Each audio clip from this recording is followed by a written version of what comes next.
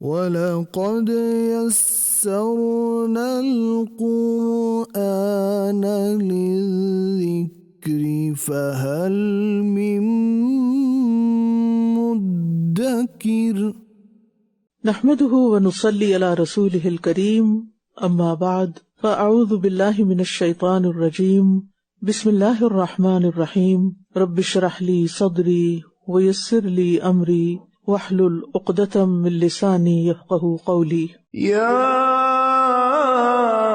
أيها الذين آمنوا لا تتخذوا اليهود والنصارى أولياء بعضهم أولياء بعض ومن يتولهم منكم فإنه منهم إن الله لا يهدي القوم الظالمين فترى الذين في قلوبهم مرض يسارعون فيهم يقولون نخشى أن تصيبنا دائرة فعسى الله أن يأتي بالفتح أو أمر من عنده فيصبحوا على ما أسروا في أنفسهم نادمين ويقول الذين آمنوا أهؤلاء الذين أقسموا بالله جهد أيمانهم إنهم لمعكم حبطت أعمالهم فأصبحوا خاسرين يا أيها الذين آمنوا من يرتد منكم عن دينه فسوف يأتي الله بقوم يحبهم ويحبونه أذلة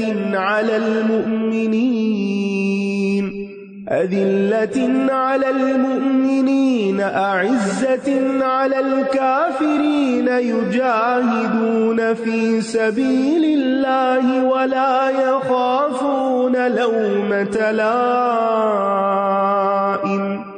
ذلك فضل الله يؤتيه من يشاء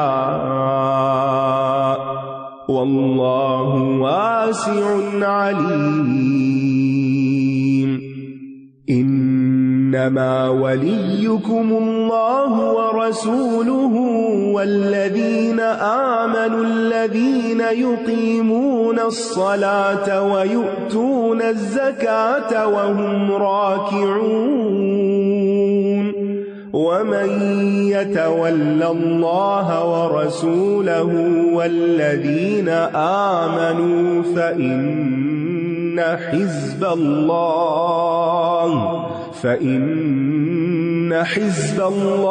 هم الغالبون۔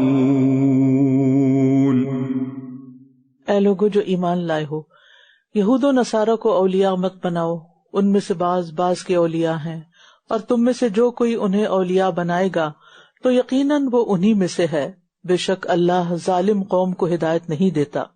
پھر آپ ان لوگوں کو دیکھیں گے جن کے دلوں میں بیماری ہے کہ وہ انہی کے پاس دوڑ دوڑ کر جاتے ہیں اور کہتے ہیں ہم ڈرتے ہیں کہ ہمیں کوئی گردش نہ آ پہنچے، تو امید ہے کہ اللہ فتح دے دے یا اپنی طرف سے کوئی اور حکم لے آئے، پھر وہ اس پر جو انہوں نے اپنے دلوں میں چھپا رکھا ہے نادم ہو جائیں۔ یعنی منافق صرف اپنی جان بچانے کی فکر کرتا ہے اور مومن دوسروں کو بچانا چاہتا ہے۔ اور وہ لوگ جو ایمان لائے کہتے ہیں کیا یہی وہ لوگ ہیں جنہوں نے اللہ کے نام کی پکی قسمیں کھائی تھی کہ بے شک وہ ضرور تمہارے ساتھ ہیں؟ ان کے اعمال ضائع ہو گئے تو یہ خسارہ پانے والے ہو گئے۔ اے لوگو جو ایمان لائے ہو، تم میں سے جو کوئی اپنے دین سے پھر جائے گا یعنی دین چھوڑ دے گا تو عنقریب اللہ ایسے لوگ لے آئے گا جن سے وہ محبت کرے گا اور وہ اس سے محبت کریں گے، وہ مومنوں پر بہت نرم ہوں گے، کافروں پر بہت سخت۔ وہ اللہ کے راستے میں جہاد کریں گے اور کسی ملامت کرنے والے کی ملامت سے نہیں ڈریں گے۔ یہ اللہ کا فضل ہے، وہ جسے چاہتا ہے عطا کرتا ہے، اور اللہ وسعت والا خوب علم والا ہے۔ تو اس سے پتہ چلتا ہے کہ کسی کے بھی مرتد ہونے سے، دین چھوڑ جانے سے اسلام کو کوئی نقصان نہیں ہوتا، کیونکہ ایک شخص مرتد ہوتا ہے اور کئی اور ایمان لے آتے ہیں۔ اور پھر یہ بات بھی پتہ چلتی ہے کہ اللہ کی محبت کسی متکبر کے دل میں داخل نہیں ہوتی، کیونکہ اذلۃ علی المؤمنین، مومن جو ہوتے ہیں وہ مومنوں کے مقابلے میں بڑے نرم خو ہوتے ہیں، انکساری کرنے والے ہوتے ہیں۔ اور پھر یحبہم ویحبونہ، ایمان والوں سے اللہ محبت کرتا ہے، اور اللہ کی محبت کا ذکر پہلے یحبہم ویحبونہ، اور جس دل میں اللہ کی محبت ہوتی ہے وہ دل زندہ رہتا ہے، ان دلوں کو زندگی نصیب ہوتی ہے۔ ایک دیہاتی نے کسی عالم سے پوچھا دل کب مرتا ہے؟ اس نے کہا محبوب کی موت پر اس کو بھی موت آ جاتی۔ تو وہ دیہاتی کہنے لگا اس وقت کیا ہوگا جب محبوب زندہ ہو اور قائم ذات ہو اور اس کو کبھی موت نہ آئے، یعنی اللہ تعالیٰ؟ تو شیخ نے کہا کہ یہ وہ محبت ہے جس کے ساتھ دل زندہ رہتے ہیں۔ تو اللہ تعالیٰ ہمارے دلوں کو بھی زندہ رکھ، اپنی محبت کے ساتھ جوڑ دے۔ اگر دل سے اللہ کی محبت رخصت ہو جائے نا تو دل سخت ہو جاتا ہے، اور اس کی علامت کیا ہوتی ہے کہ انسان اپنی آخرت کو بھول جاتا ہے، اس کی تیاری چھوڑ دیتا ہے، اور وہ صرف دنیا کے فکر اور غم میں گھلتا رہتا ہے، اور دلوں پر بھی میل آ جاتی ہے، دلوں کو بھی گرہن لگ جاتا ہے، دلوں کی بھی کیفیات بدل جاتی ہیں۔ اس لیے ہمیشہ نظر رکھے کہ دل کی کیفیت کیا ہو رہی ہے۔ اگر کسی بھی طرح کی کوئی کمی واقع ہو رہی ہے تو فوراً علاج شروع کر دیں۔ بے شک تمہارے دوست تو صرف اللہ اور اس کے رسول اور وہ لوگ ہیں جو ایمان لائے، وہ جو نماز قائم کرتے ہیں۔ ایمان والوں کی علامت کیا ہے؟ نماز قائم کرتے ہیں اور زکوٰۃ ادا کرتے ہیں، اور وہ رکوع کرنے والے ہیں۔ یعنی ایمان محض زبانی دعوے کا نام نہیں، سب سے اہم عمل نماز ہے۔ اور جو کوئی اللہ اور اس کے رسول اور ایمان والوں کو دوست بنائے گا تو بے شک اللہ کا گروہ ہی غالب آنے والا ہے۔ الٹیمیٹلی فائدے میں یہی لوگ ہیں۔ یا ایھا الذین آمنوا لا تتخذوا الذین اتخذوا دینکم ہزوا ولعبا لا تتخذوا الذين اتخذوا دينكم هزوا ولعبا من الذين أوتوا الكتاب من قبلكم والكفار أولياء واتقوا الله إن كنتم مؤمنين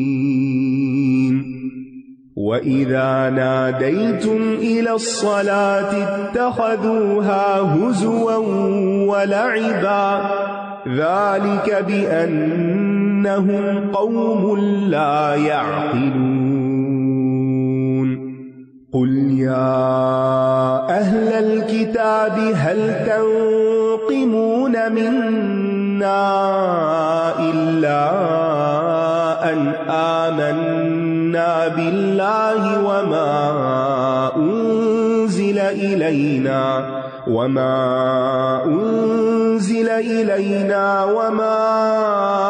أُنزِلَ مِن قَبْلُ وَأَنَّ أَكْثَرَكُمْ فَاسِقُونَ قُلْ هَلْ أُنَبِّئُكُمْ بِشَرٍّ مِّن ذَلِكَ مَثُوبَةً عِندَ اللَّهِ مَن لَّعَنَهُ اللَّهُ وَغَضِبَ عَلَيْهِ وَجَعَلَ مِنْهُمُ الْقِرَدَةَ وَالْخَنَازِيرَ وَعَبَدَ الطَّاغُوتَ أُولَئِكَ شَرٌّ مَّكَانًا وَأَضَلُّ عَن سَوَاءِ السَّبِيلِ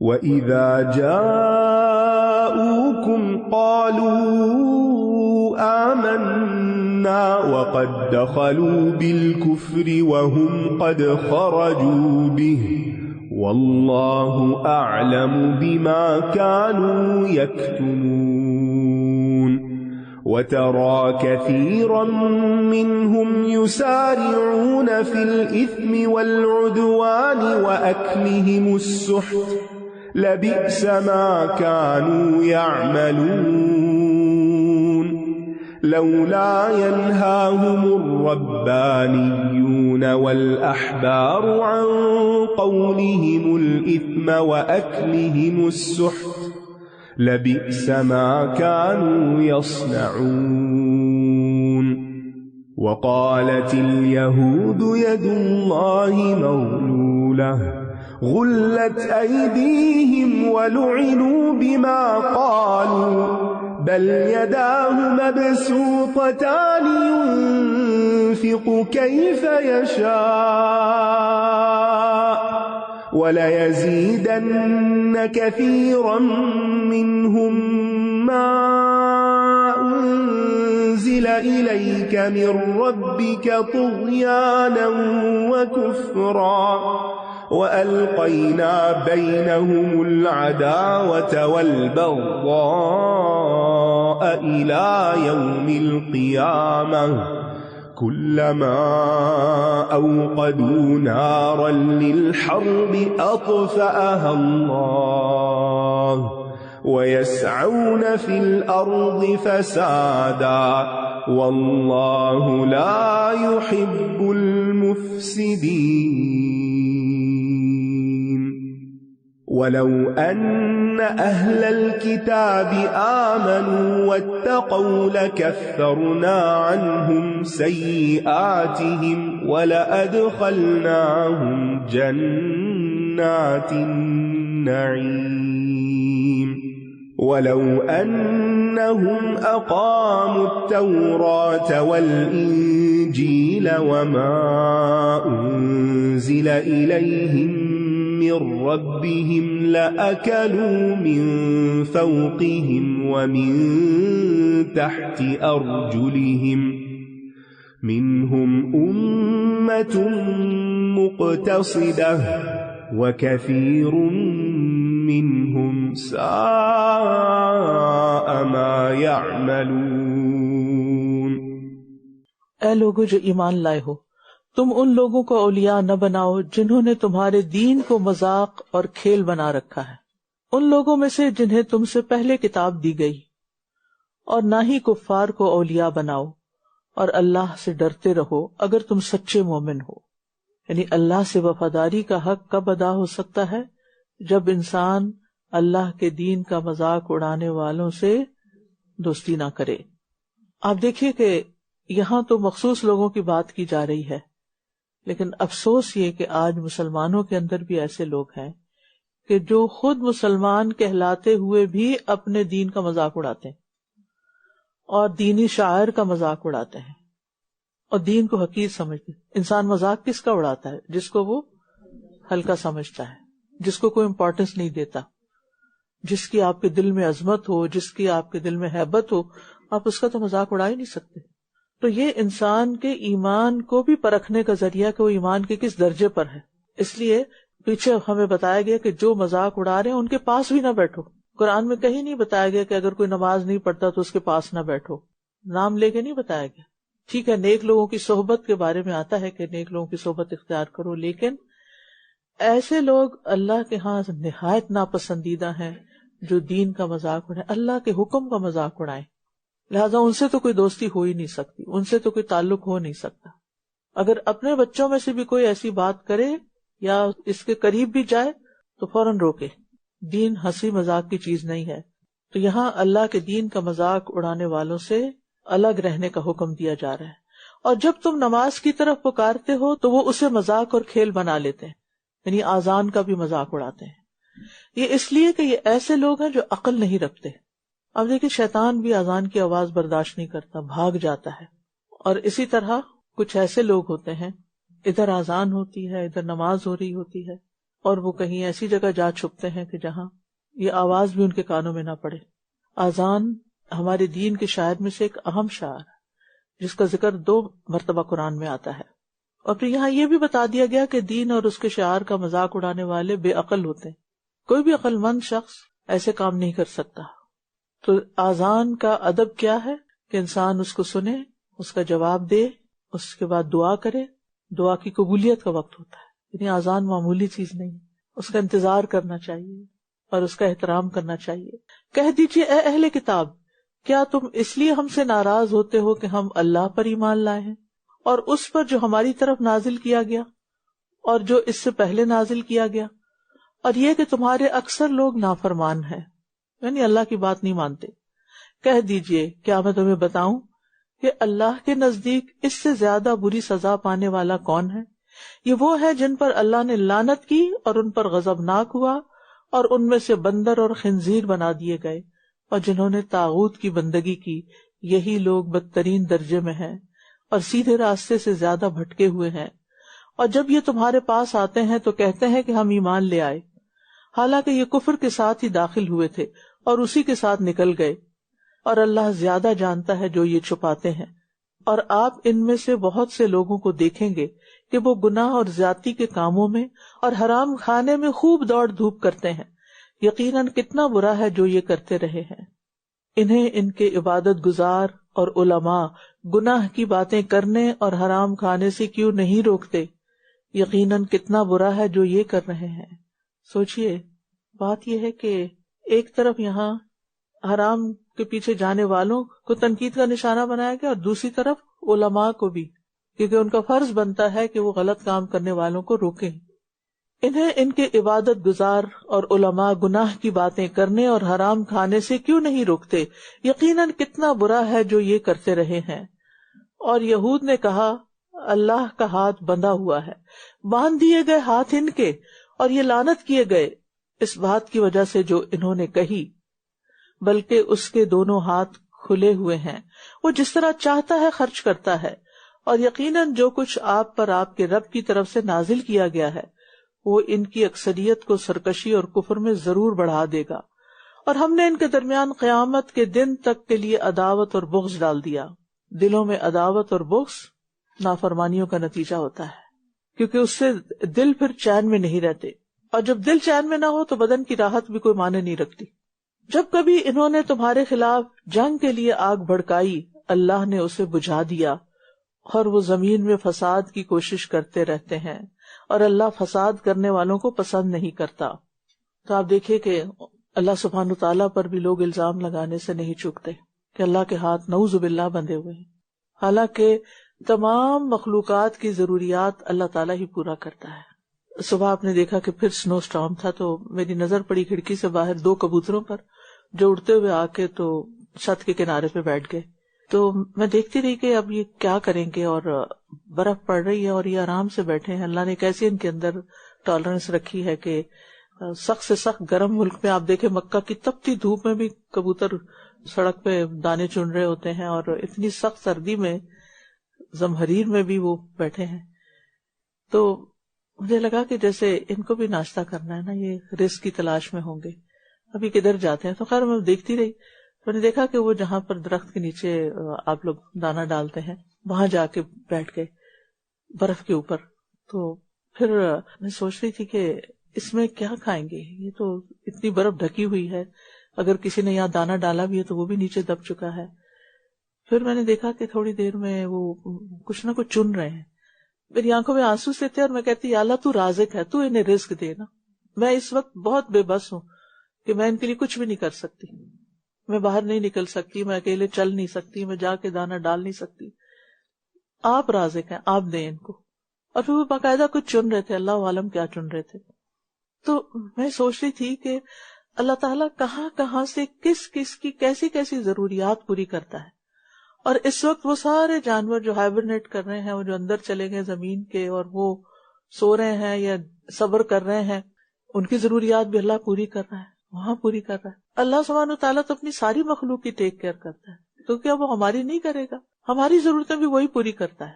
تو اس لیے اللہ سبحانہ وتعالیٰ کے بارے میں ایسا سوچنا انتہا درجے کا ظلم اور ذاتی کی بات ہے کہ انسان یہ سوچے کہ اللہ کے ہاتھ بندھے ہوئے، نعوذ باللہ. اور پھر میں سوچ رہی تھی کہ پوری کائنات میں ایک زمین کی حیثیت ہی کیا ہے نا، اور اس پر ہم انسانوں کی کیا حیثیت ہے، اور پھر کس کس طرح اللہ نے کیا کیا انتظام کیے. اور یہ جو اتنی برف پڑی اس کے پیچھے بھی ضرور کوئی حکمت ہے. ہم سمجھ رہے تھے کہ فیبرری اینڈ ہو رہا ہے اور موسم کھل جائے گا، لیکن اللہ کی شان ہے جب جو چاہے کرے، کوئی بھی کنٹرول نہیں رکھتا.